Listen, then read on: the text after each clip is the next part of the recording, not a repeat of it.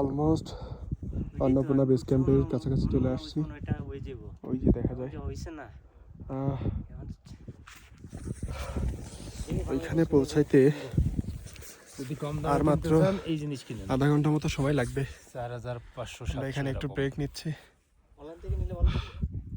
এইখানে তুলনামূলকভাবে বাতাস কম,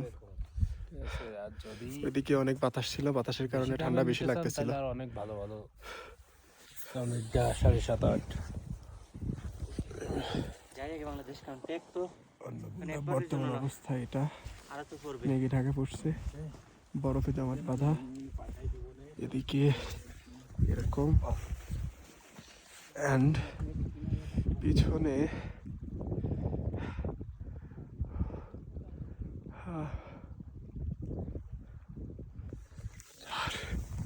এটা আমার বর্তমান অবস্থা। সব শুকায় গেছে, চুল, ঠোঁট, নাক, মুখ রক্ত শূন্য হয়ে গেছে, মুখে ওরা অবশ সব।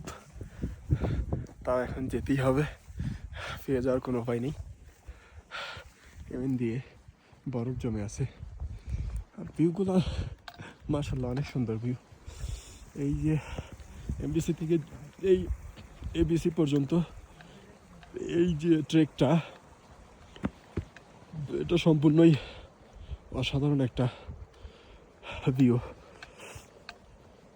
তো চলেন একবারে, এখন আর দেরি করবো না, এবিসিতে গিয়েই একবারে দেখা হচ্ছে। Let's go.